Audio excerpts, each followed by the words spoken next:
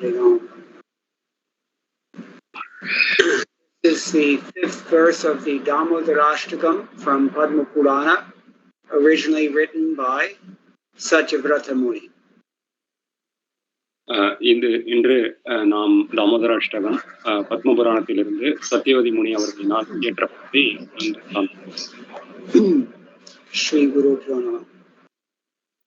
Idam te mukham bhojamatyantanilayvrtam kuntalai snigdharaktai shagopya muhushum itam dimbaraktatharam me manasya virastamalam lakshalabhaihi. If you have the translation, go ahead and read it. No, yes, Prabhu. ஓ பிரபு, தாமரை போன்ற உங்களுடைய முகமானது கருகருவென்ற மிருதுவான முடிகள் கொத்துக்களினால் சூழப்படும் பொழுது அன்னை யசோதாவால் மாறி மாறி முத்தமிடப்படுகிறது. உங்களுடைய உதடுகள் கோவைப்பழம் போல் சிவந்துள்ளது. இத்தகைய அழகான உங்கள் முகம் எப்பொழுதும் எனது மனதில் தோன்றுவதாக. ஆயிரக்கணக்கான பிற எந்த நன்மைகளினாலும் எனக்கு ஒரு பிரயோஜனமும் இல்லை.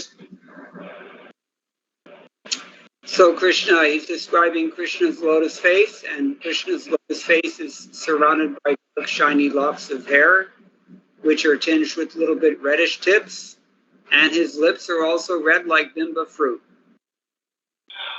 இங்கு கிருஷ்ணர் அவர்களுடைய முகம் அழகாக வர்ணிக்கப்படுகிறது. அவருடைய தாமரை போன்ற முகம் கருகருவென்ற கேசத்தினால் சூழப்பட்டுள்ளது. அந்த கேசங்களுடைய நுனியில் சிறிது சிவந்துள்ளது. அவருடைய உதடுகளும் கோவைப்பழம் போல் சிவந்துள்ளது. He wants to see this lotus face kissed again and again by this gopi. அவருடைய அந்த தாமரை போன்ற கன்னங்கள் மீண்டும் மீண்டும் கோபியர்களால் முத்தமிடப்பட விரும்புகிறார். And he sees that there's no point in even millions of other benedictions. இதை தவிர, இந்த அழகை காண்பதை தவிர வேறு எந்த வகையான ஒரு கோடிக்கணக்கான நன்மைகளினாலும் எந்த ஒரு பிரயோஜனமும் இல்லை என்று வர்ணிக்கிறார். So Sanatana Goswami explains in his Digdarshanika. சனாதன கோஸ்வாமி இதை அவருடைய ஒரு கிரந்தத்தில் விவரிக்கிறார். தத்ரச்ச தவ ஸ்ரீமுகம் பரம மனோஹரம் விசேஷேன தித்ருக்ஷே இத்யாஹ இதமதி. In this regard, again, he specifically talks about your beautiful and supremely charming lotus face in this verse beginning idam. அவர் இந்த கிரந்தத்தில் அவருடைய அந்த மிகவும் வசீகரமான தாமரை போன்ற முகத்தை விவரிக்கிறார். கதாச்சித் தியானே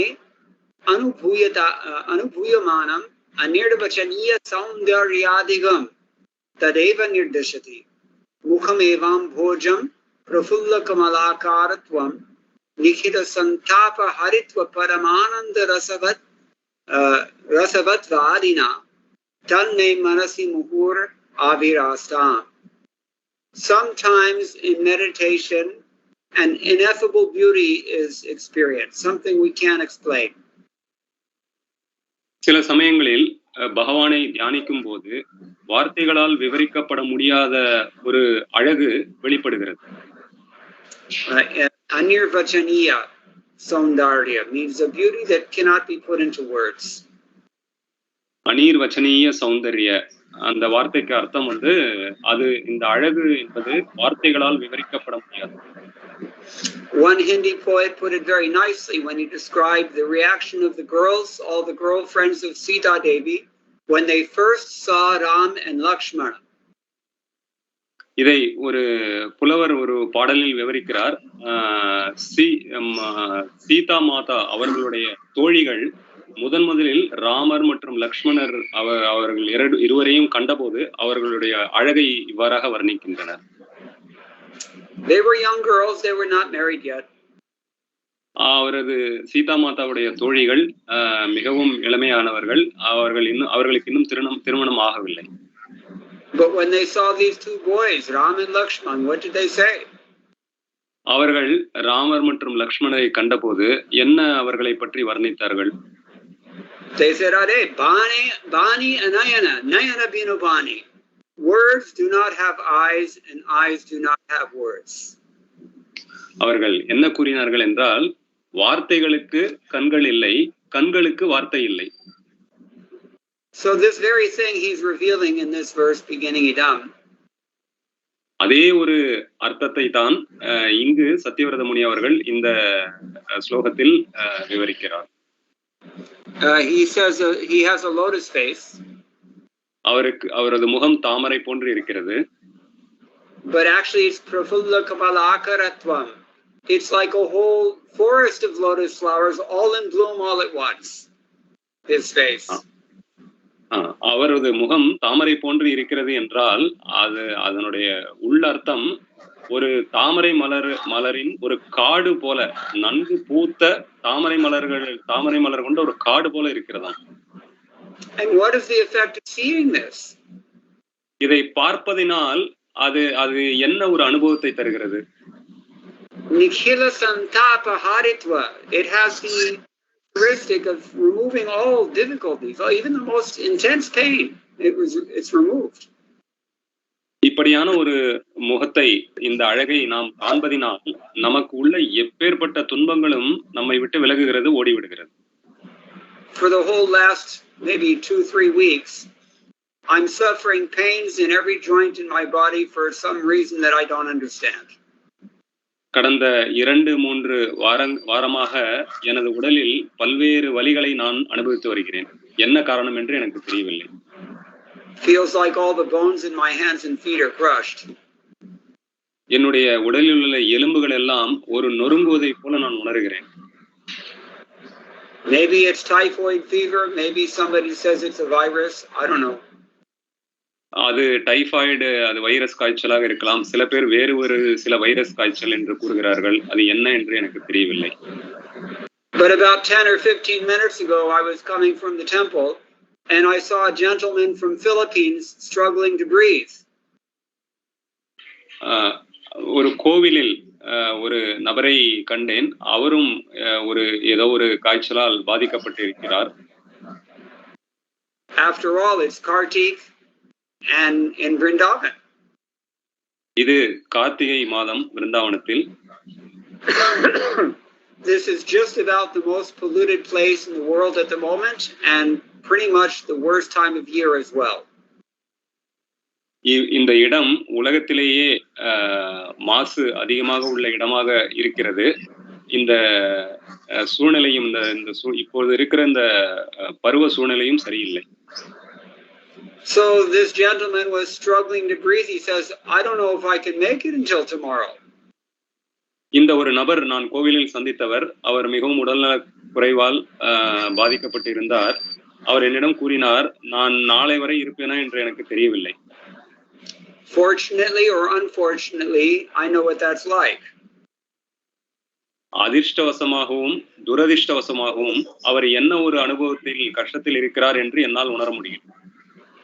And because I live here, I also knew what to do about it.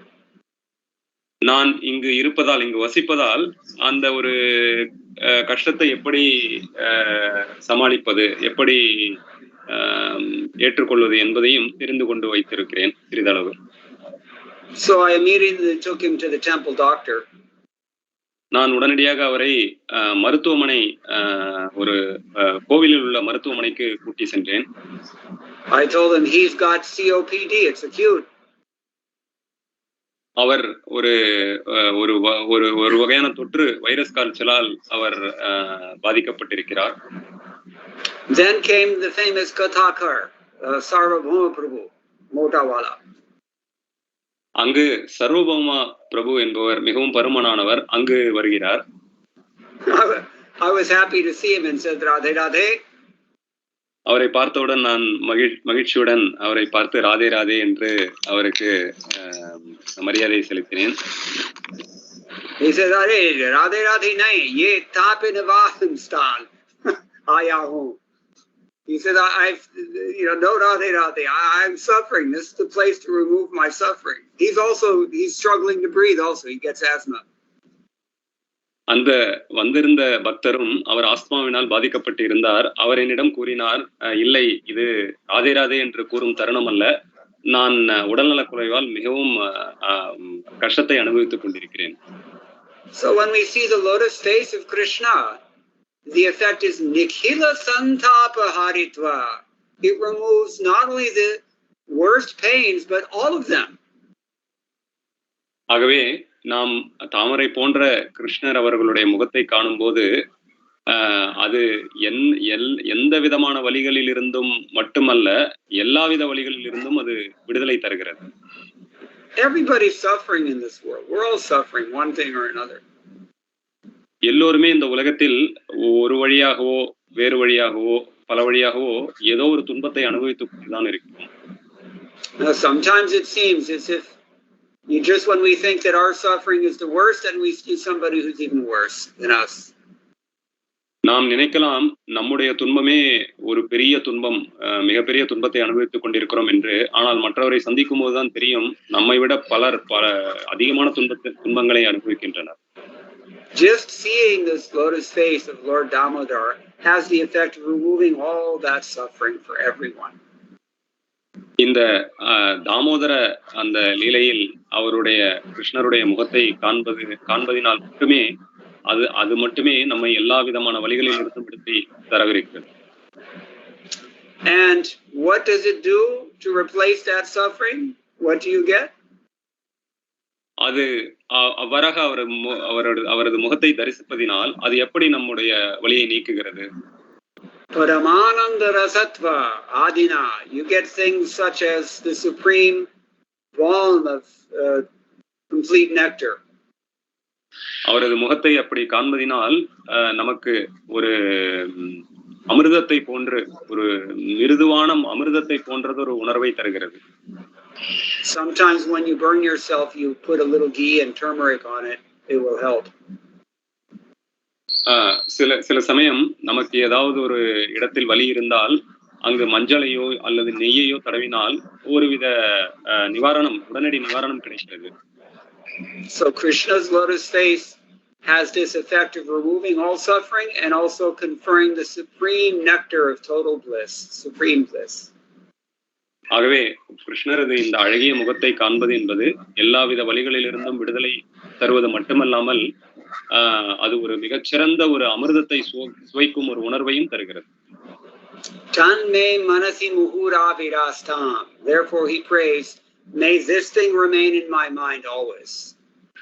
ஆகவே இந்த முனிவர் என்ன பாடுகிறார் என்றால், இந்த அழகிய முகமானது எப்பொழுதுமே என் நினைவில் இருக்கட்டும் என்று அவர் வேண்டுகிறார். Or may this come into my mind again and again. Muhuravirastam. May it keep coming. அல்லது இந்த அவரது வசீகரமான இந்த அழகிய முகம் மீண்டும் மீண்டும் என் நினைவில் வருவதாக என்று வேண்டுகிறார். Katham bhutam? What is it? What is that like? இது என்னவித ஒரு அனுபவத்தை தருகிறது? Atyanta neelaihi paramasyamalaihi snigdhaischa raktaischa kundalaihi keshair alagair vratam kamalam bhramarer Ivopari Veshtatam. Very beautiful poetic thing he tells us now. இது எந்தவித அனுபவத்தை தருகிறது என்று மிக அழகான ஒரு வார்த்தைகளால் இந்த முனிவர் வெளிப்படுத்துகிறார். So there are two interpretations. His lotus-like face is surrounded by locks of blackish hairs. இந்த வார்த்தைகள் இரண்டு விதமான பொருட்களை அவர் விளக்குகிறார். அவருடைய தாமரை போன்ற முகம் அழகிய கருமையான கேசத்தினால் சூழப்பட்டுள்ளது. Or we have these side locks, alaka, and his face is encircled by those things, and they bounce a little bit because that's what curls do. And so he says that just like a lotus flower encircled by bees, buzzing bees, so Krishna's face is encircled by these blackish hairs like this. Atyanta nilai. அல்லது இதற்கு இன்னொரு பொருள் கொடுக்கிறார். இந்த பகவானது அழகிய தாமரை போன்ற முகமானது சுருள்பட்ட கேசத்தினால் சூழப்பட்டுள்ளது. அது எவ்வாறாக இருக்கிறது என்றால், மலர்களை கருவண்டு சுற்றி திரிவது போல அவருடைய தாமரை முகமானது அந்த சுருண்ட கேசத்தினால். These locks of hair are very shiny and deep bluish black color. அவரது இந்த சுருண்ட கேசமானது ஒரு கருநீல வண்ணத்தில் மிகவும் ஒளிர்விட்டு அழகாக இருக்கிறது. And the little tips of those hairs are a little bit reddish. அந்த கேசத்தின் இறுதியில் முடிவில் நுனியில் மெல்லியதான ஒரு சிவப்பு வண்ணம் நிறைந்ததாக உள்ளது. Gopya, what does Gopya mean by the gopi? Who are we talking about here? கோபியா என்ற வார்த்தை இந்த ஸ்லோகத்தில் வருகிறது. கோபியா என்ற வார்த்தைகளால் நாம் யாரை குறிப்பிடுகிறோம்? யாரை பற்றி பேசுகிறோம்? Gopya Shri Yashodaya Shri Radhaya va chumbitam. So Krishna's face, when we say that Krishna's lotus face is kissed again and again by the gopi, that means the gopi can either be Shri Yashoda or it can also mean Shri Radha. Either one. இங்கு பகவானுடைய அந்த அழகிய தாமரை முகமானது மீண்டும் மீண்டும் முத்தமிடப்படுகிறது என்று கூறும்போது அது கோபியர்களால் அவ்வாறாக முத்தமிடப்படுகிறது. அது யசோதா அன்னை யசோதாவையும் குறிக்கலாம் அல்லது ஸ்ரீமதி ராதாராணியையும் குறிக்கலாம். Muhur ityasyatrapi sambandhaha. So the word muhu, it also applies to avirastam. Let this again and again enter my mind, but it also applies to chumbitam. The Lord's face, lotus face, is kissed again and again by gopi, either Yashoda or Datta. இங்கு இந்த ஸ்லோகத்தில் முகு என்ற வார்த்தை வருகிறது. அதற்கு இரு வகையான பொருள் உள்ளது. அவருடைய அழகிய முகம், தாமரை முகம் மீண்டும் மீண்டும் என் நினைவுக்கு வரட்டும் என்று வேண்டுவதாக ஒரு பொருள், அல்லது அவருடைய முகம் மீண்டும் மீண்டும் கோபியர்களால் முத்தமிடப்படுகிறது. So Sanatana Goswami has already told us this adverb muhu, which means repeatedly, it refers to the verb avirastam. Let it repeatedly come into my mind. But here, he's now explaining that it can also apply to the word chumbitam, being kissed. The Lord's face is repeatedly kissed by Yashoda.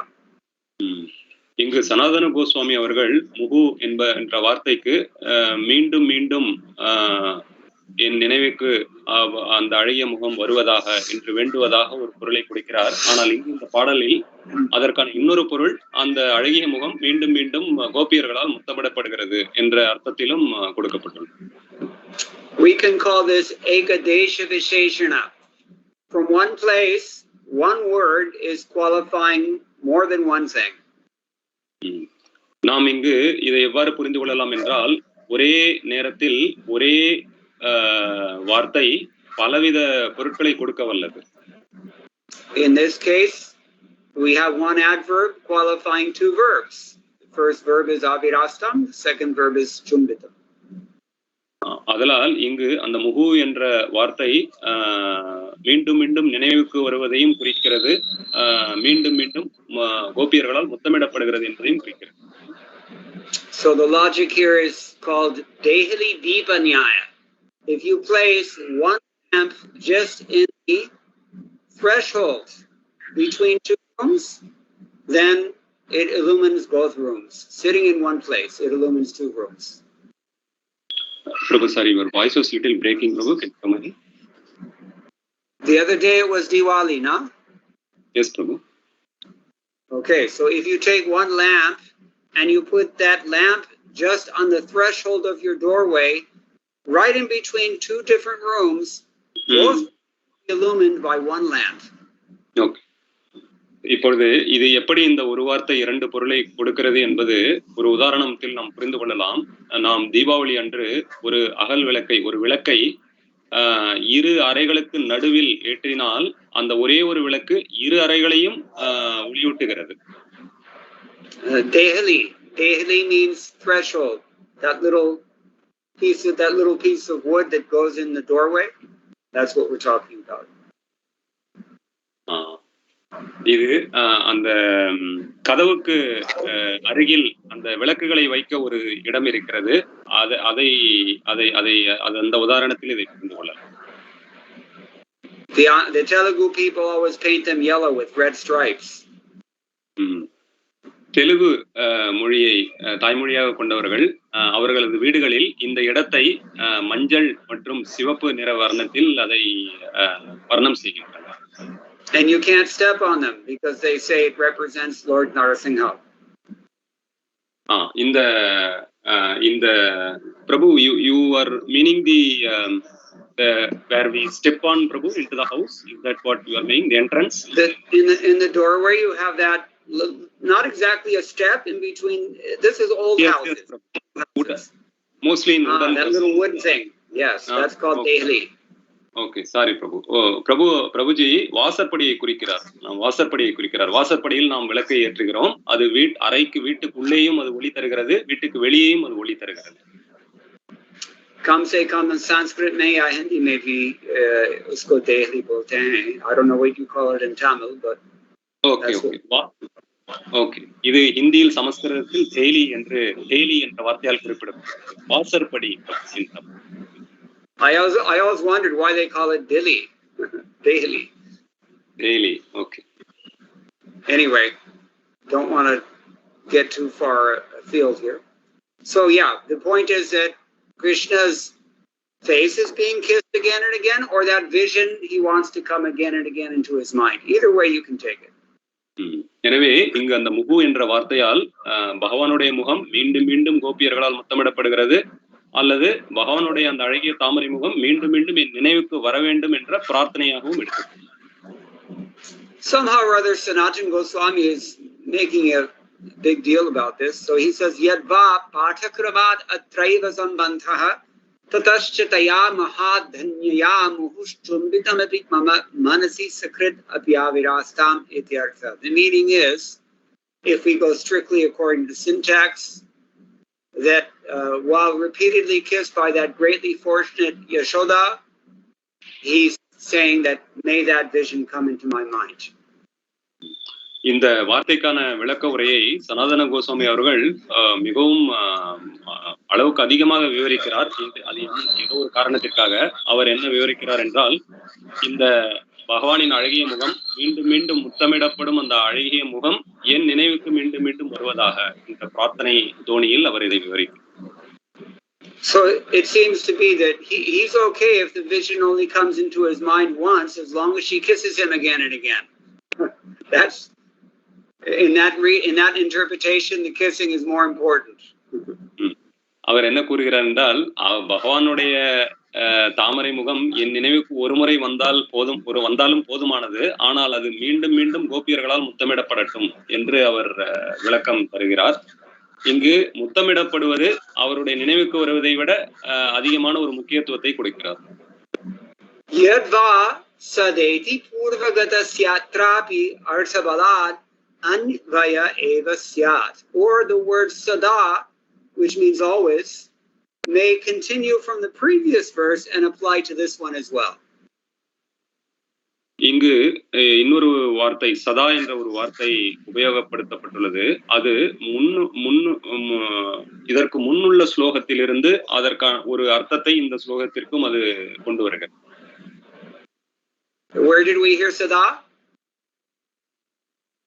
சதா என்ற வார்த்தைக்கு என்ன பொருள்? எங்கு கேட்கிறோம்? Sada me manasya virastam kimanyehi. This is in the last verse 4. இது நாலாவது அந்த பதத்தில் சதா என்ற வார்த்தை அங்கு உபயோகப்படுத்தப்பட்டுள்ளது. So in that case, there's no need for muhu to apply to chumbitam or avirastam, because sada is already applicable. He already said it even in the previous verse. எனவே இங்கு முகு என்ற வார்த்தை வேறு ஒரு புதிய பொருளை தர வேண்டிய ஒரு அவசியம் இல்லை. அந்த சதா என்ற வார்த்தை ஏற்கனவே நாலாவது பதத்தில் உபயோகப்படுத்தப்பட்டுள்ளது. We may recall from the last class that in text 4, Sanatana Goswami himself also supported this interpretation when he said texts 4 and 5 should be taken as a logical pair. They go together. நாம் கடந்த வகுப்பில் நாம் பார்த்தவாறு சனாதன கோஸ்வாமி அவர்கள் இந்த சதா என்ற வார்த்தைக்கும் ஒரே பொருளில் எடுத்துக்கொள்ளலாம். இந்த நாலாவது பதமும் ஐந்தாவது பதமும் ஒன்றாக வைத்து நாம் புரிந்து கொள்ள வேண்டும். Okay, enough said.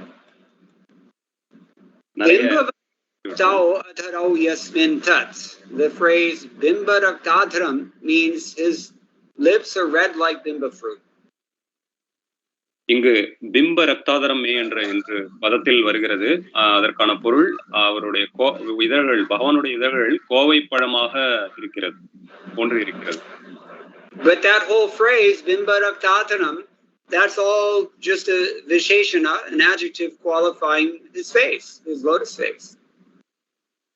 இங்கு அந்த கோவைப்பழம் போன்ற இதழ்கள் என்பது அவருடைய முகத்திற்கு ஒரு அணிகலன் சேர்ப்பது போன்ற ஒரு அர்த்தத்தில் கொடுக்கப்பட்டுள்ளது. And so then he concludes, tatascha lakshalabhaihi anyar lakshya sankhyair labdhairapi prayojanam nastiti arthaha. And so what is the use of hundreds and thousands of other boons? Prabhu, hundreds and thousands of other benedictions. Okay. இங்கு அந்த கடைசி வரியில், இந்த பதத்தில் கடைசி வரியில் இவ்வாறாக இவ்வளவு அழகான ஒரு பகவானின் முகத்தை நாம் தரிசிப்பதோ நினைவு கொள்வதோ என்பது இதைவிட எவ்வளவு கோடி நன்மைகள் இருந்தாலும் அதற்கு இந்த அனுபவம் ஈடாகாது. In other words, he says, there's no purpose to serve, even if I gain countless hundreds and thousands of other benedictions. There's no point in it. I want to see this.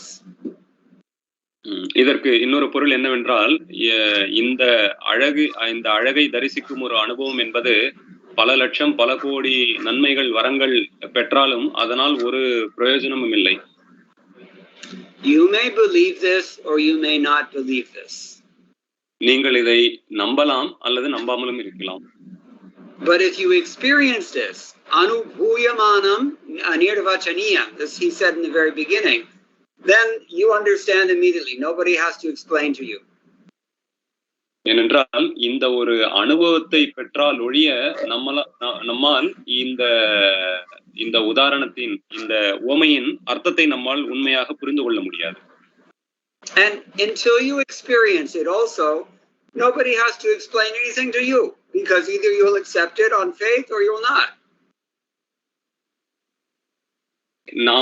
நீங்கள் இந்த மாதிரியான ஒரு அனுபவத்தை பெற்றீர்கள் என்றால் அதற்கு பிறகு எந்த ஒரு வார்த்தைகளாலும் விவரிக்க வேண்டிய ஒரு அவசியம் இல்லை.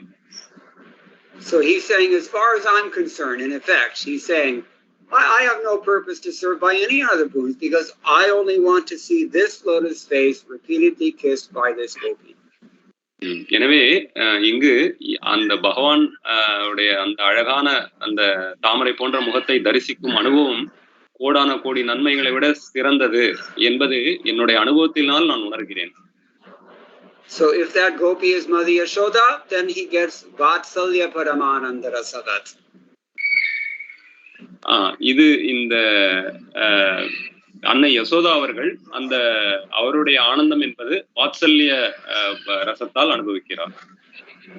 And if that gopi is Sri Radharani, then he gets Madhurya Paramananda Rasavat. And that experience of Paramananda Rasavatva, it will destroy all miseries of every kind.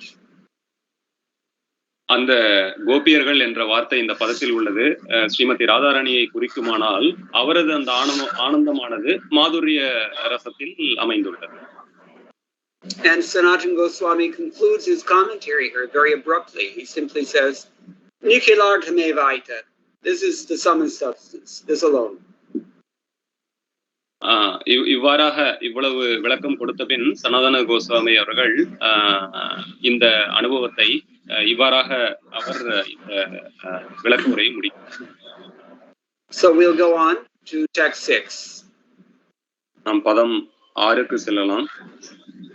Namo Deva Damodarastakam Vishnu Prasida Prabho Dukha Jala Dhimagnam Kripadrishti Vrishtyadidinam Batanu Grahane Shamamagyamethyakshitrishyaha. Go ahead and translate. Yes, Prabhu. முழுமுதற் கடவுளே, உமக்கு எனது வணக்கங்கள். ஓ தாமோதரா, ஓ அனந்த, ஓ விஷ்ணு, ஓ பிரபு, என்மேல் கருணை காட்டவும். உமது கருணையை என்மேல் பொழிவதன் மூலம் பரந்த துன்பக்கடலில் மூழ்கியுள்ள ஏழை முட்டாளாகிய எனது கண்களுக்கு நீர் காட்சி தர வேண்டும். So, alas, by showering your merciful glance, kindly accept this most wretched fool, me. கடைசியாக உமது கருணையை என்மேல் பொழிவதன் மூலம் என்னை போன்ற ஒரு ஏழையாகிய ஆதரவற்று இருக்கும் நிலையில் என்னை நீர் ஏற்றுக்கொள்வீராக. Oh, Lord Damodar, Ananta, Vishnu, Master, please be gracious. Obeisances unto you. O Damodara, O Anantha, O Vishnu,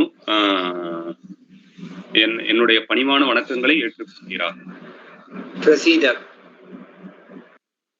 So then he says, please be visible before my eyes. Edhi akshi drishyaha. எனவே உமது கருணையை கொண்டு உமது உருவத்தை எனக்கு காட்சி தருவீராக.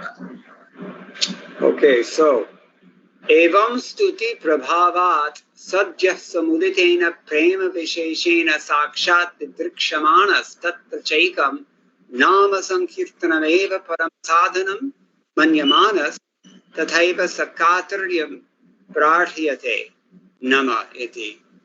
In this verse, beginning with the word nama, obeisances, in a sudden wave of love aroused by his glorification, he now hopes to see the Lord directly.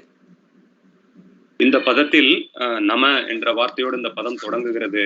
அது அன்பின் மூலமாக, பகவானுடைய அன்பின் மூலமாக அந்த வணக்கத்தினை, அந்த பணிவான வணக்கத்தினை அவருக்கு செலுத்தி அவருடைய அந்த திரு உருவத்தினை பகவான் காட்சி கொடுக்கும் பொருட்டு அவரை வேண்டுவதாக இந்த பதம் தொடங்குகிறது.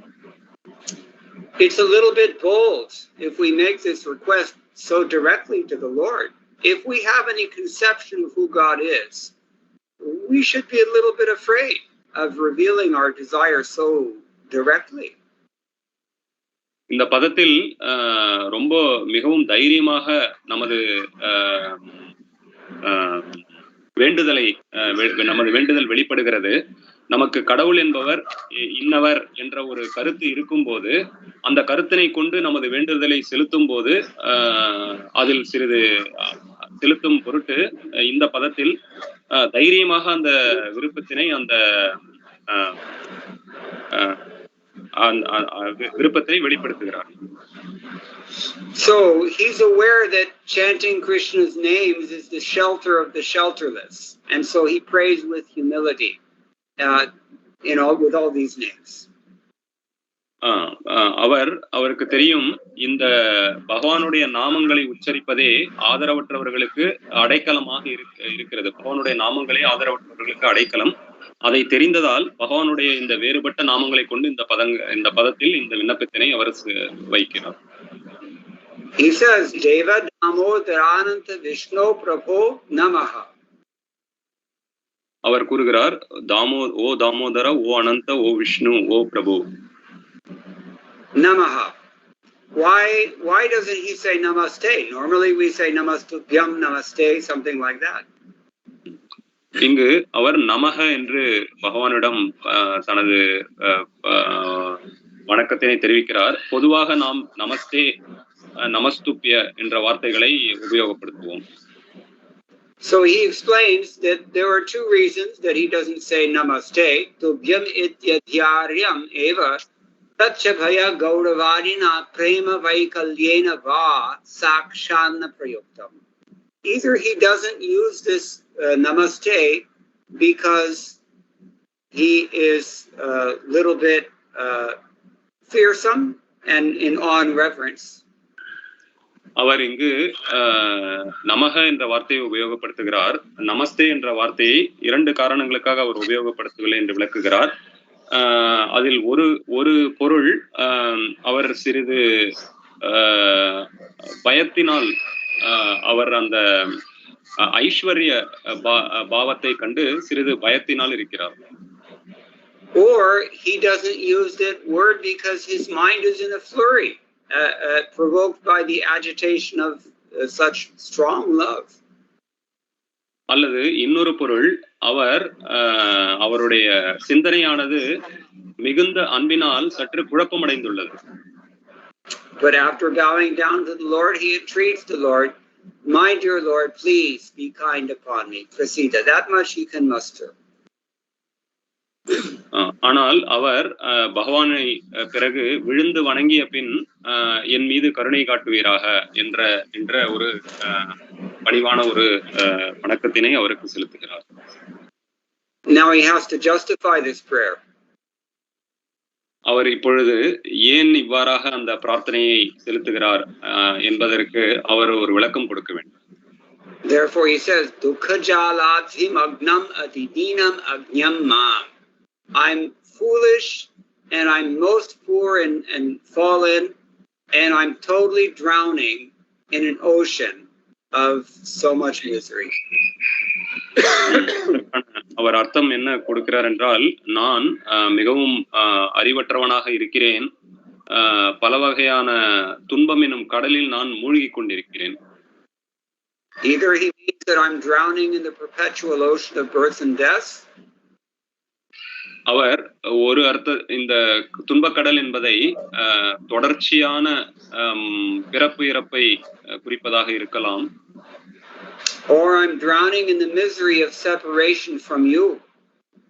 அல்லது பகவானிடமிருந்து பிரிந்த ஒரு துக்கத்தில், அந்த துக்கத்தில் நான் மூழ்கி கொண்டிருக்கிறேன் என்ற அர்த்தத்திலும் இது பொருள் எடுத்துக்கொள்ளலாம், பொருள்படலாம். In either case, he's communicating that I'm totally miserable.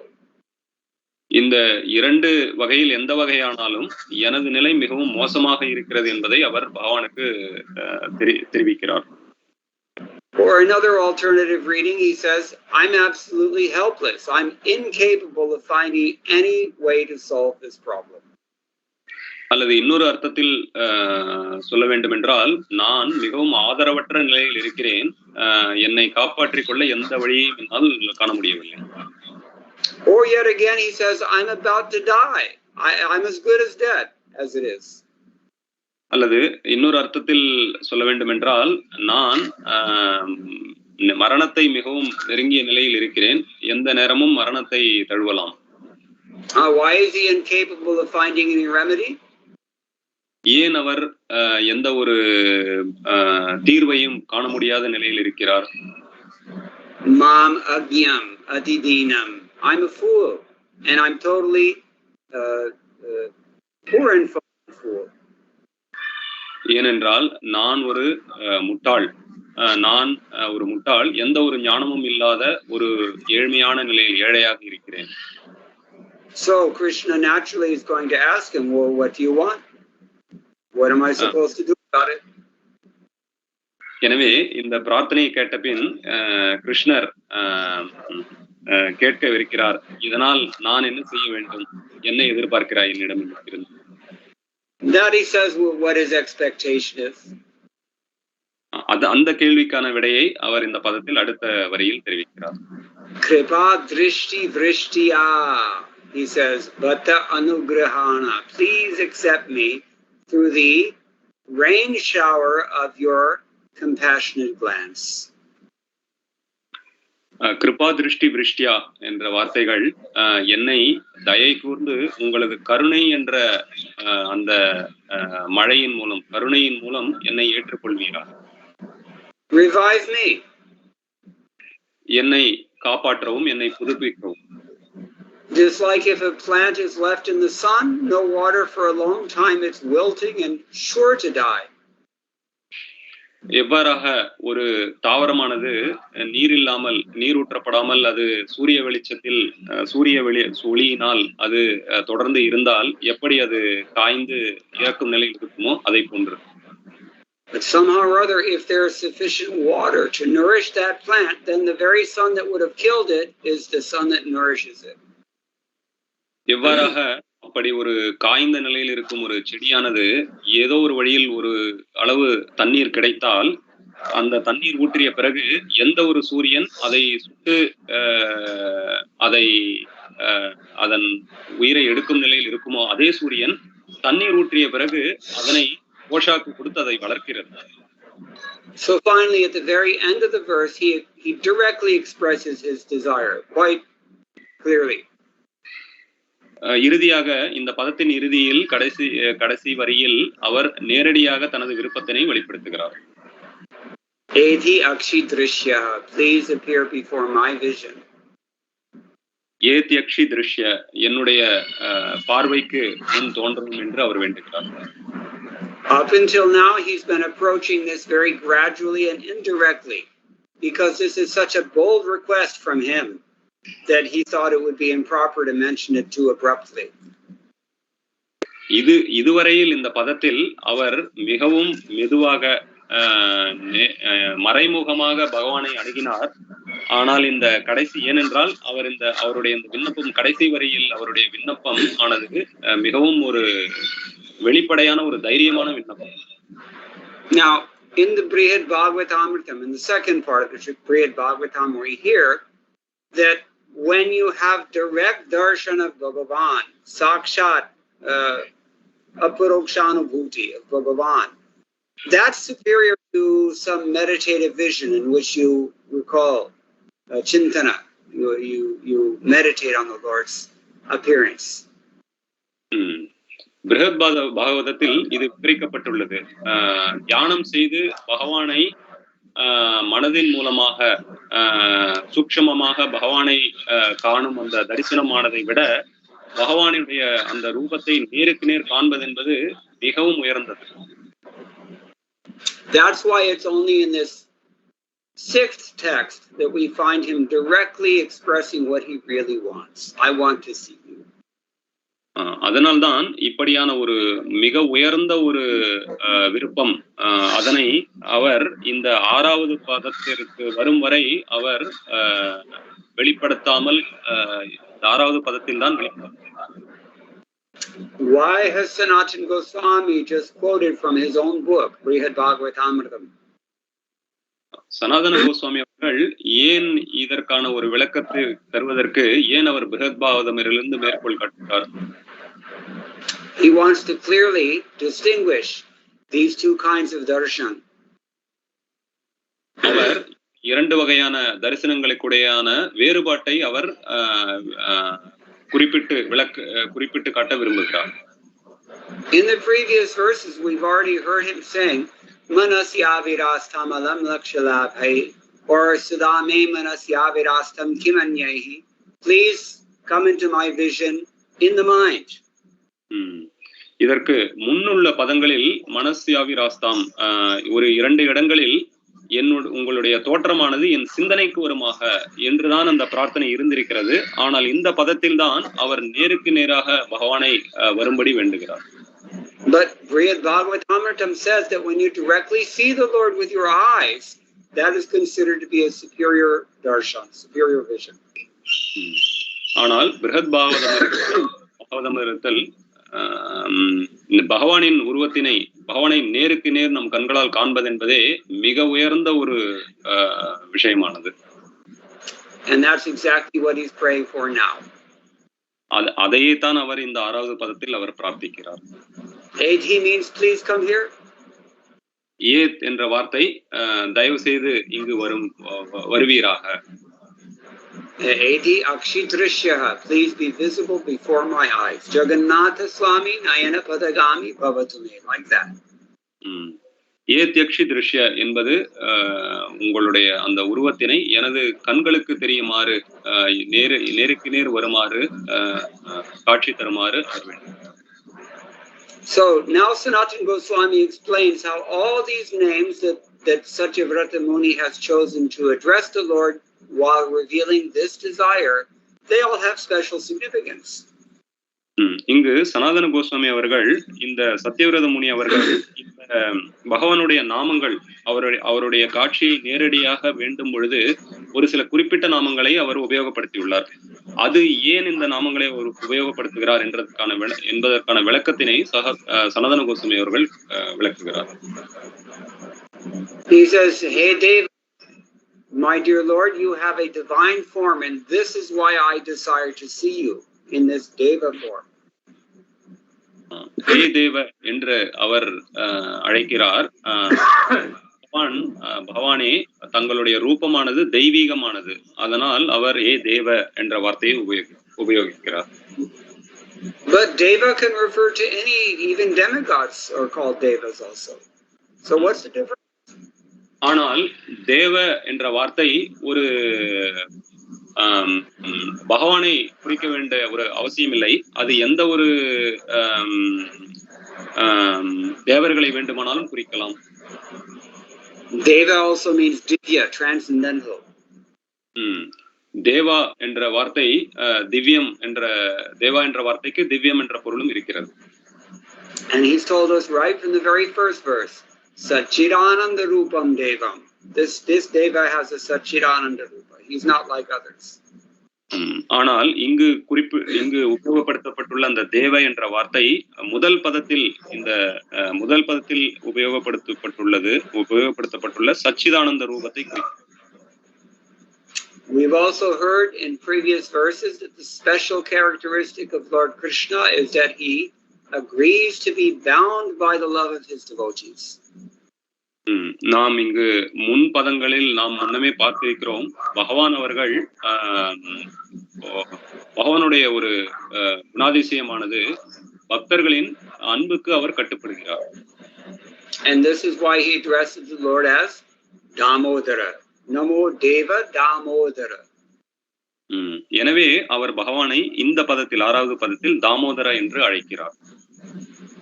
Because you have such special affection for your devotees that you come under their control, certainly you will appear before me. எனவே பகவானே நீங்கள் பக்தர்களுடைய அன்புக்கு கட்டுப்படும் ஒரு நிலையை நீங்கள் வைத்துக் கொள்வதால் நீங்கள் கண்டிப்பாக உங்களை நேருக்கு நேர் நான் காண விரும்பும் அந்த விருப்பமானதை நீங்கள் கண்டிப்பாக நிறைவு செய்வீர்கள். So then he says Ananta. Why Ananta? Unlimited. பிறகு பகவான் அனந்த என்று அவர் அழைக்கிறார். அனந்த என்றால் எண்ணிலடங்காத என்று பொருள். ஏன் அவர் அழைக்கிறார்? Because you bestow unlimited merciful glances. You are unlimitedly merciful. That's ஏனென்றால் பகவான் எல்லைக்கு உட்படாத ஒரு கருணையை கொண்டவர். And Prabhu means you're not just unlimitedly merciful, but you're also unlimitedly competent because you're a Prabhu. பிறகு பிரபு என்ற வார்த்தையை கொண்டு பகவானை அழைக்கிறார். நீங்கள் அளவுக்கு உட்படாத கருணை மட்டும் கொண்டவர் அல்ல, உங்களுக்கு எல்லாவித சக்திகளும் இருக்கிறது, எல்லாவற்றையும் செய்யும் திறன் படைத்திருக்கிறீர்கள் நீங்கள். Even though you're not perceivable with mundane senses, still you can appear to me because you have limitless, inconceivable, amazing, great power. நீங்கள் உங்களுடைய உருவமானது நம்முடைய சாதாரணமான பௌதிக புலன்களுக்கு அப்பாற்பட்டு இருந்தாலும் உங்களுடைய சக்தியால் உங்களுடைய தோற்றத்தை எங்களுக்கு வெளிப்படுத்த முடியும். And then finally he calls him Isha. Why Isha? Isha means the Lord. கடைசியாக அவர் பகவானை ஈஷ என்ற வார்த்தையால் அவர் அழைக்கிறார். ஈஷ என்றால் பகவான், கடவுள் என்று பொருள். Isha means the supremely independent person. He can do anything he wants to do. ஈஷ என்றால் அவர் எல்லைக்குட்படாத சுதந்திரத்தை கொண்டவர். அவர் எதை விரும்புகிறாரோ அதை செய்யலாம். Just like someone recently sent me a YouTube video, Gopalaraja Swami at Manargudi, he was just completely covered in butter and taking a ride through the streets of the temple town, completely just smearing butter everywhere, throwing butter, completely just, God can do anything he wants, anything. சமீபமாக ஒருவர் எனக்கு ஒரு இணையதளத்திலிருந்து ஒரு பதிவை அனுப்பியிருந்தார். அதில் மன்னார்குடியில் கோபாலசுவாமி அவர்களுடைய தேகம் முழுவதும் எண்ணெயினால் பூசப்பட்டு அவர் ஊர்வலமாக சென்றார். எனவே அவர் எதை நினைக்கிறாரோ அவர் அதை செய்யலாம். Are any of us so supremely independent that we can go around town in a gold palanquin carried by so many servants and just smearing butter all over everybody and being smeared in butter by the pujaris as well. Can any of us do this? Would we even think to do this? Not possible. But for Krishna, for God, you can do anything you want to do. இதை நீங்கள் யோசித்து பார்க்கலாம். நம்மால் இங்கு இருக்கும் நம்மால் யாராவது ஒருத்தரால் இது போன்று ஒரு தங்க பல்லக்கில் அமர்ந்து கொண்டு உடல் முழுவதும் எண்ணெயை பூசிக்கொண்டு ஊர் முழுவதும் ஊர்வலமாக செல்ல முடியுமா? இது சாத்தியமா? நம்மில் யாருக்காவது சாத்தியமா? ஆனால் பகவான் இது செய்கிறார். So here the implication is that because you're the supremely independent one, nobody can tell you what to do and what not to do. You can do anything you want. Therefore, you can even give mercy to an unfit person like me. எனவே அவர் இங்கு ஈஷா என்ற வார்த்தையால் பகவானை அளவுக்குட்படாத எல்லைக்குட்படாத சுதந்திரத்தை கொண்டவர். அவர் எதை நினைக்கிறாரோ அதை செய்யலாம். யாரும் அவரிடம் போய் நீங்கள் இதை செய்ய வேண்டும், நீங்கள் இதை செய்யக்கூடாது என்று சொல்ல முடியாது. ஆகையால் அவ்வளவு சக்தியை உடைய உங்களால் எனக்கு நீங்கள் கருணை காட்ட முடியும். If you want to, you can show mercy even to me because your independence is absolutely causeless. Nobody can tell you what to do. எனவே நீங்கள் எல்லையற்ற சுதந்திரமானவராக இருப்ப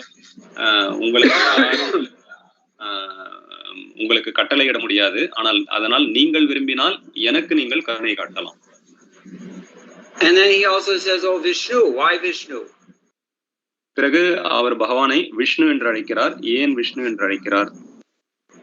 What does Vishnu mean? Vishnu means all pervasive personality of Godhead. Vishnu என்ற வார்த்தை சர்வ வியாபகம்.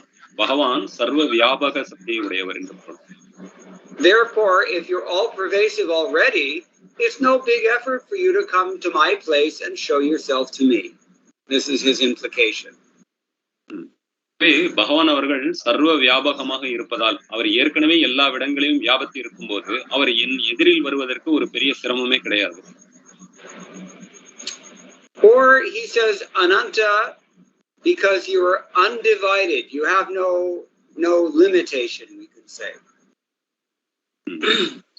இன்னொரு அர்த்தத்தில் அனந்த என்ற வார்த்தைக்கு உங்களுக்கு எந்த விதமான ஒரு வரைமுறையும் கிடையாது. And Vishnu means all pervasive. Vishnu என்ற வார்த்தை சர்வ வியாபகம் என்ற பொருள் கொண்டது. But Lord Damodar means the affectionate exchange with your devotees is above any limits. பகவானுடைய தாமோதர என்ற வார்த்தை பக்தர்களிடம் அவர் அந்த அன்பை பரஸ்பரம் செய்கிறார். So anyat samanam ityeshadik. The rest of the verse is understood very clearly by the trajectory. எனவே இதை நம்ம விவாதித்த இந்த விஷயங்களை கொண்டு நாம் மீதமுள்ள இந்த பதத்தை நாம் We have one more week of Damodar months, Kartik months. நாம் இன்னும் கார்த்திகை மாதம் இன்னும் ஒரு வாரம் இருக்கிறது. And God willing, next Wednesday we can discuss texts 7 and 8 and finish Sanatana Goswami's commentary on this wonderful stotram. நாம் அவருடைய கருணையை கொண்டு கருணை இருந்தால் நாம் அடுத்த வாரம் புதன்கிழமை இந்த 7வது 8வது பதத்தை நாம் விளக்குவதை நாம் காணலாம். But for now, if anyone has any questions, we have a few minutes. We can discuss. பக்தர்கள் யாருக்காவது கேள்வி இருந்தால் கேட்கலாம். Shorty Priya guest and goes on. Hare Krishna Prabhuji, Dandavat, Jai Shri Prabhupada. I have a couple of questions. So one question is, you mentioned that we should be afraid of revealing our desires directly to the Lord. Could you please explain that? Because I can't hear you. Oh, sorry. Is it better now? Yeah, a little bit. Okay, I think I know why. Sorry. I don't think this is working. Okay, is it better now? Okay. Yes. So you had mentioned that we should be afraid of revealing our desires directly to the Lord. Well, I didn't actually say that.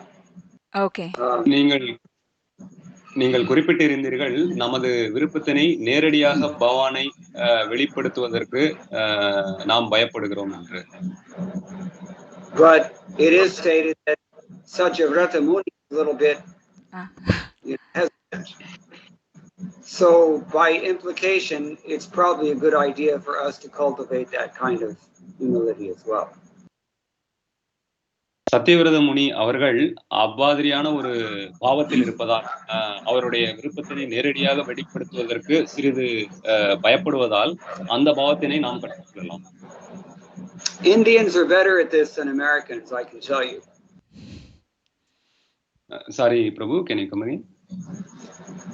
Indians are naturally better at this than Americans. Okay. இந்தியர்கள் அவர்கள் இந்த ஒரு விஷயத்தில் அமெரிக்கர்களை விட இந்த விஷயத்தை அவர்கள் கொஞ்சம் புரிந்து வைத்திருக்கிறார்கள் இந்த விஷயத்தில். But anyone who lives in America already knows this. இதுவே இந்த விஷயத்தை ஒரு அமெரிக்கர் என்பவர் அவருக்கு புரியும் இது இந்த நிலை என்ன என்று. Americans will just barge in and say, "Hey Vishnu, I'm here. Got any mercy for me?" ஒரு அமெரிக்கராக இருந்தால் அவர் பகவானை எப்படி அணுகுவார் என்றால், ஓய் விஷ்ணு, நான் இங்கே இருக்கிறேன், எனக்கு கொஞ்சம் கருணை காட்டுவீர்களா? It takes some time to refine the consciousness. இது நமது உணர்வினை கொஞ்சம் பக்குவப்படுத்துவதற்கு சிறிது காலம் பிடிக்கும்.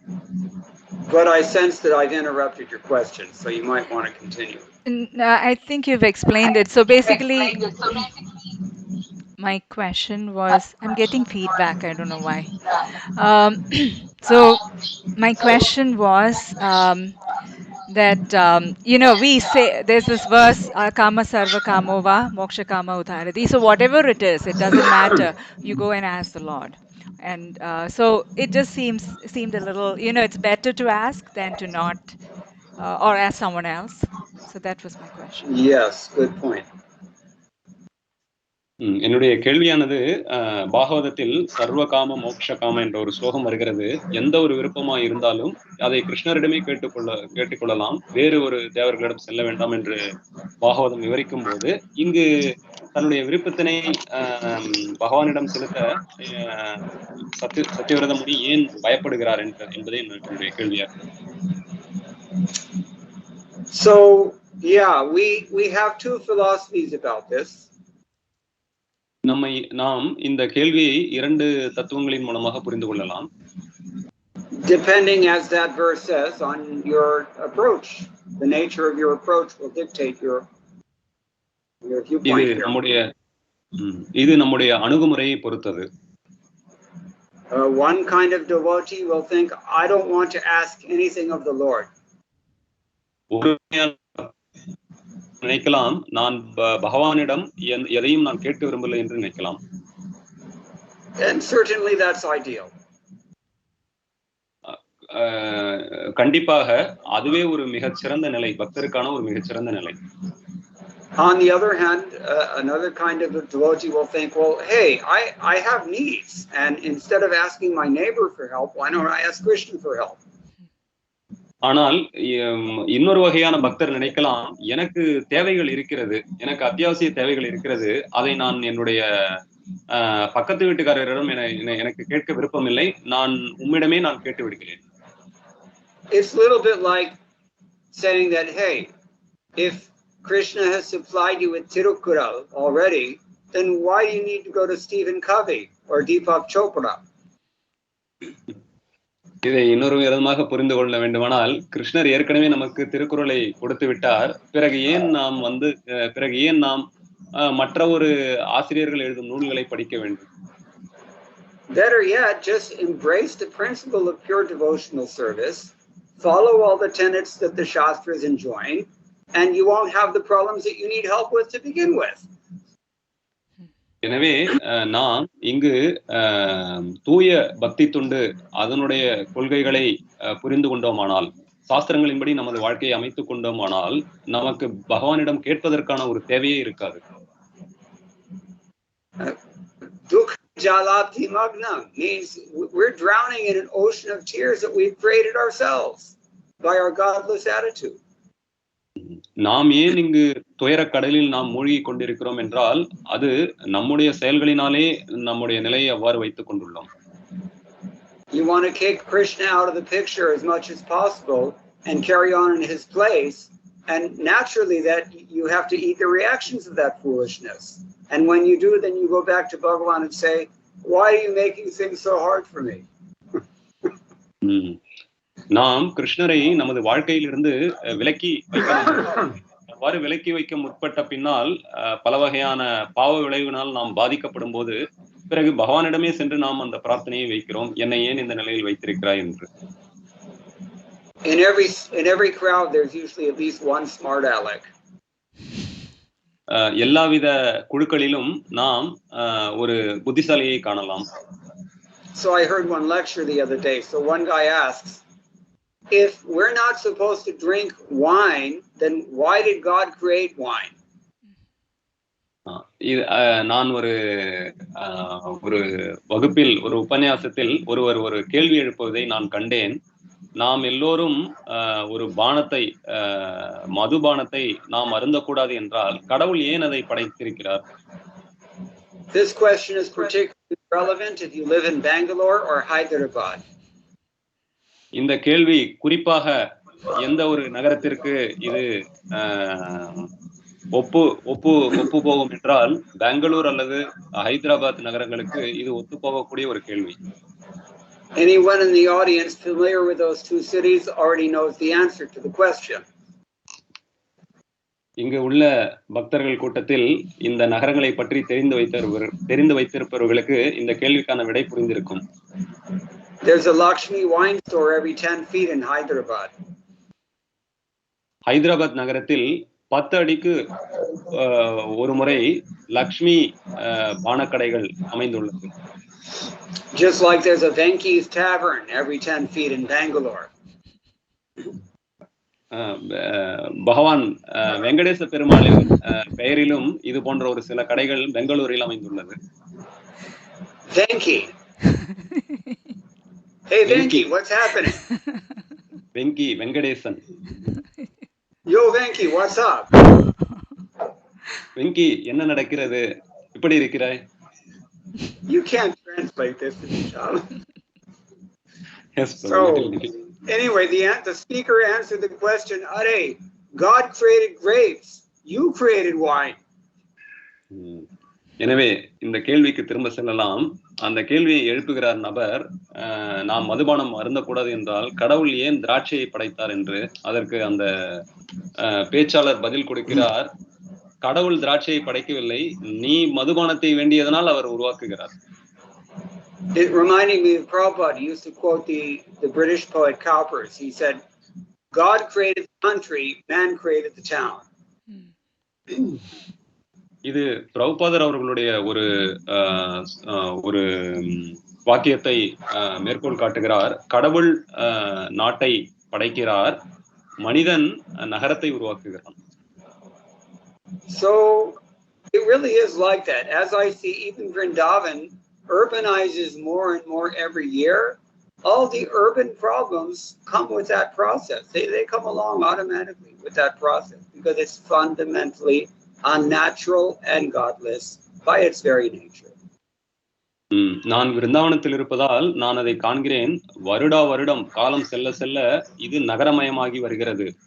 அது நகரமயமாகி வருவதால் இது இயற்கைக்கு எதிரான ஒரு சில விஷயங்களை வருவதை நான் காண்கிறேன். But I'm probably way off topic. I don't know if I've answered your question or not. Yes, Prabhuji. I was also wondering whether it's because he's seeing the Lord in a baby form. He finds it difficult to ask, because you can't ask a small child. Yeah, this is a good point. Yeah.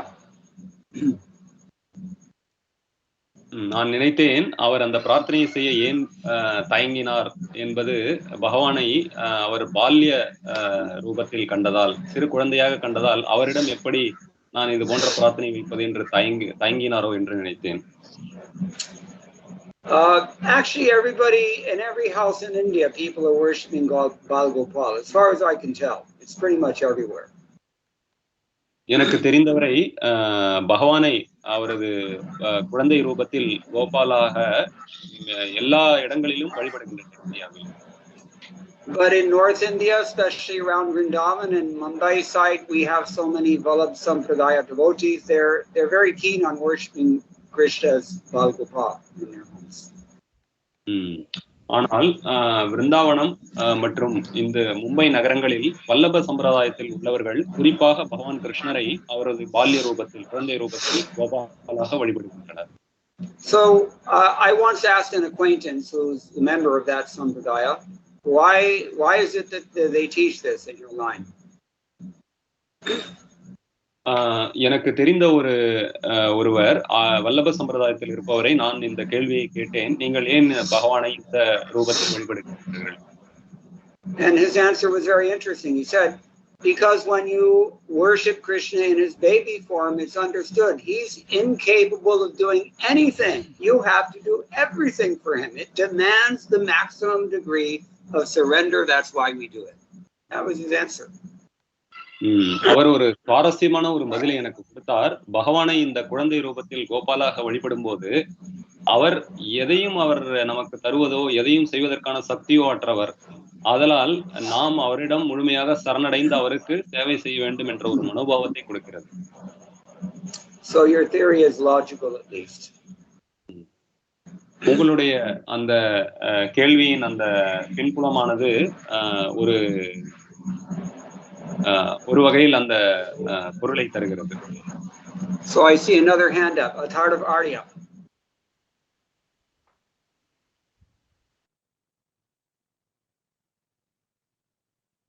Hare Krishna, Prabhuji, Dhanavad Pranam, Jai Shri Prabhupada. Prabhuji, my question was on the desires. Little technical question in the sense that sometimes we do not want to desire, but still the desires come in our mind. So, do those desires get fulfilled, or do those desires just burn away with chanting? How does it work exactly? Very nice question. எனக்கான கேள்வி, நாம் பொதுவாக பௌதீக விருப்பத்தை நாம் வேண்டுவதில்லை, வைத்துக் கொள்வதில்லை நமது இதயத்தில். இருந்தாலும் நமக்கு விருப்பங்கள் நமது இதயத்தில் தோன்றுகிறது. நாம் இந்த பக்தி பயிற்சியில் ஈடுபடும் போது இந்த மாதிரியான ஒரு விருப்பங்கள் என்ன ஆகிறது? அது தானாகவே மறைந்து விடுகிறது அல்லது வேற ஏதாவது ஆகிறது? So this is one thing we should understand is that the mind is the repository of all impressions from who knows how many millions of eons.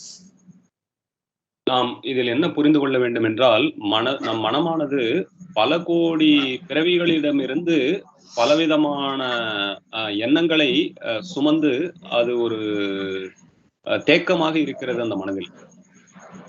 Like bubbles in the ocean, these desires just pop out of nowhere. We don't know where they came from. ஒரு கடல் அலைகளில் உள்ள நுரையை போன்றது. அது எங்கிருந்து வருகிறது என்று தெரியாது. ஆனால் அவ்வளவு நுரைகள், அவ்வளவு குமிழிகள் அந்த கடலின் அலைகளில் உள்ளது. But the general trajectory of our subtle body and our vasana is to try to exploit Krishna's energies while evading Krishna's authority.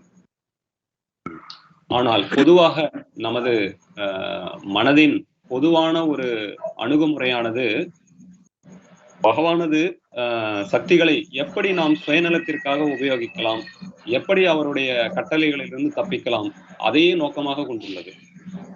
So what happens when we're chanting Hare Krishna, but these desires are also there?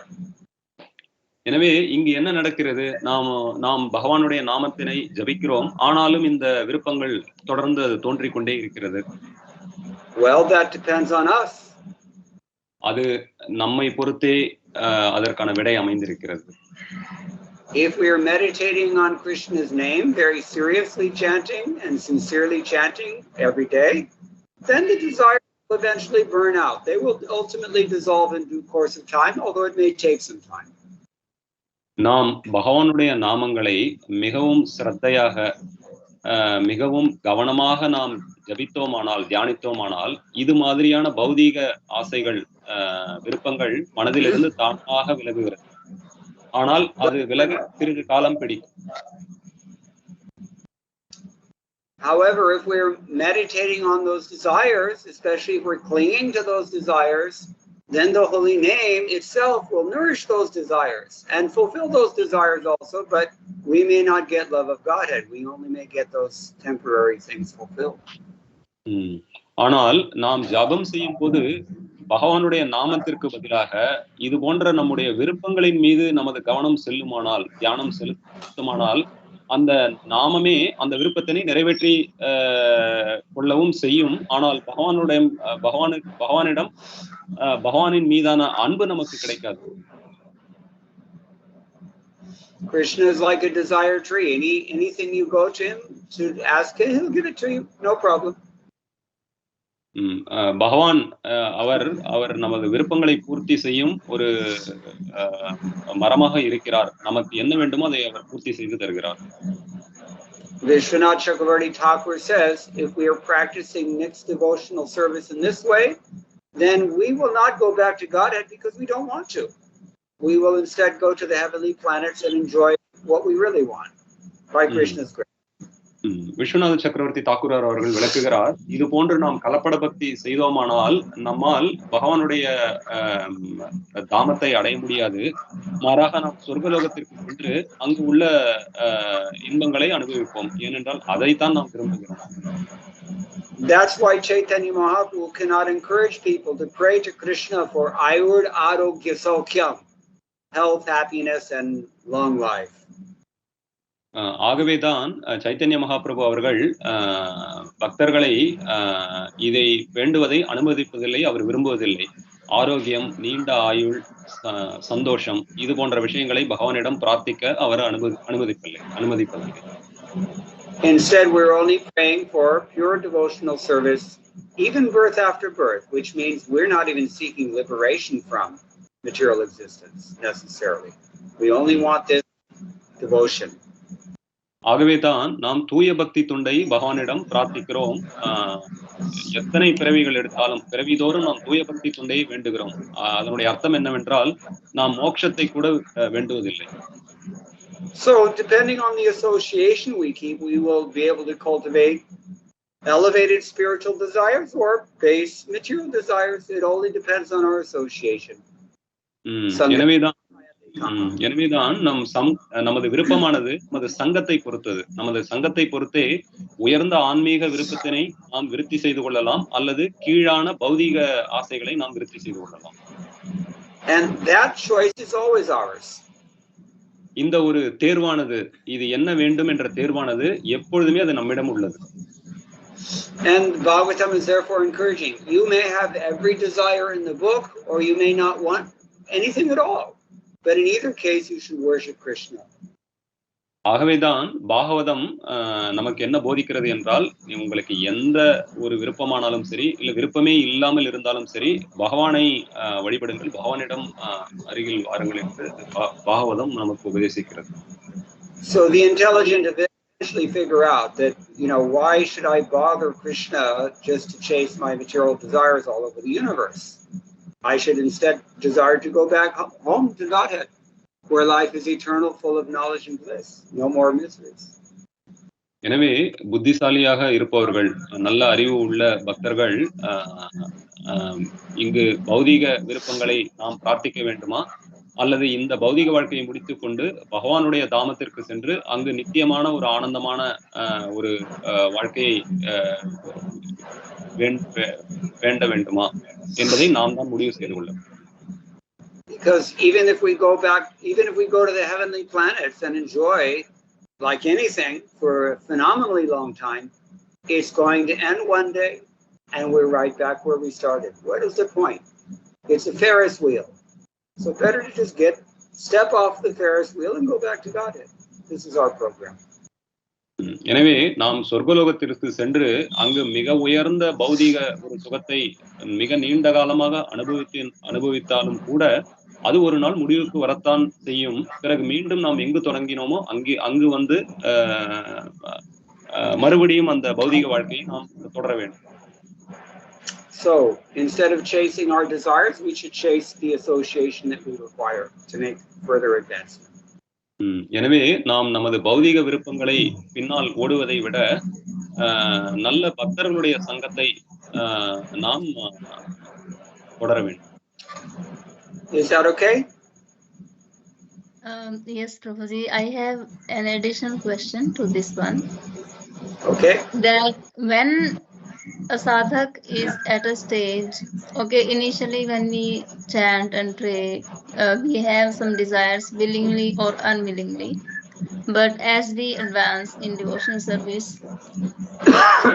when there comes a stage when we just want to serve Lord Krishna, we just want to serve Guru and Krishna, and we don't want to have any other desires than that, and we also engage ourselves in the service 24 hours, then whatever desires were there in the past, so my question is that, so all that gets wiped out, right? Whatever was the desires were, the impressions were there in our mind and heart, all those get wiped away, as in we don't have to worry that those desires may become as roadblocks in our progress in our devotional path. Hote hote sab kuch evaporate ho jaye. You understand? By the power of devotional service, everything will be dissolved. It's a fact. If we're determined for pure devotional service, it will happen. I need to translate. Mataji அவர்களுடைய கேள்வி என்னன்னா, நம்ம சாதக நிலையில் இருக்கும்போது ஆரம்ப கட்டத்தில் நமக்கு பௌதிக விருப்பங்கள் இருக்கிறது, அது தெரிந்தோ தெரியாமலோ இருக்கிறது. ஆனால் அதில் நாம பக்குவம் அடைந்து நாம பக்தியில் நாம் முன்னேறும் போது கிருஷ்ண பக்தி தொண்டு மட்டுமே வேண்டும் என்ற பிரார்த்தனை செய்கிறோம். அதற்கான ஒரு சில பக்குவத்தை அடைகிறோம். அப்படி நாம் அந்த நிலையை அடையும் போது ஆரம்ப கட்டத்தில் நமது உள்ளத்தில் நமது இதயத்தில் இருந்த அந்த பௌதிக ஆசைகள் அது அழிந்து விடுகிறதா, அது விலகி விடுகிறதா, அது என்ன ஆகிறது என்பதுதான் கேள்வி. பிரபுஜி அவர்களுடைய பதில், அது தூய பக்தி தொண்டை நாம் வேண்டும் போது, அதை விரும்பும் போது, தூய பக்தி தொண்டை நாம் செய்ய முற்படும் போது, ஆரம்பிக்கும் போது தானாகவே அந்த ஆசைகள் விலகி விடுகிறது, அழிந்து விடுகிறது. The key to ensuring that happens is that our bhakti has to be tivra. It has to be a little intense, and we have to be very focused on that goal. Prayoja. இது போன்ற இந்த பௌதிக ஆசைகள் முற்றிலுமாக அது நீங்க வேண்டும் என்றால் நாம் பக்தி தொண்டை மிகவும் தீவிரமாக எடுத்துக்கொள்ள வேண்டும். நமது கவனம் முழுவதும் அதில் ஒரு படியாக அதில் செலுத்த வேண்டும். And that's why keeping good association of pure devotees is very crucial, because it hardly happens without that association. எனவே இந்த தூய பக்தர்களின் சங்கமானது மிகவும் ஒரு முக்கியமான அங்கம் இந்த பக்தி வாழ்க்கையில். அதை கொண்டு மட்டுமே இது போன்ற ஆசைகளை நாம் முழுவதுமாக விலக்கிக் கொள்ள முடியும் நமது இதயத்தில். Okay. Yes, Prabhuji. Thank you. Param Vijaya. Okay, so we'll stop now because it's already 8:20 at least. So thank you all very much. All glories to Srila Prabhupada. Hare Krishna. Vancha kalpatarupesha kripa sindhubhyo gacha. Patitanam pavanebhyo vaishnavebhyo namo namaः. Grace Srila Prabhupada ki jai. Grace Mukunda Datta Prabhu ki jai. Gaur Bhakta ki jai. Jai. Hare Krishna.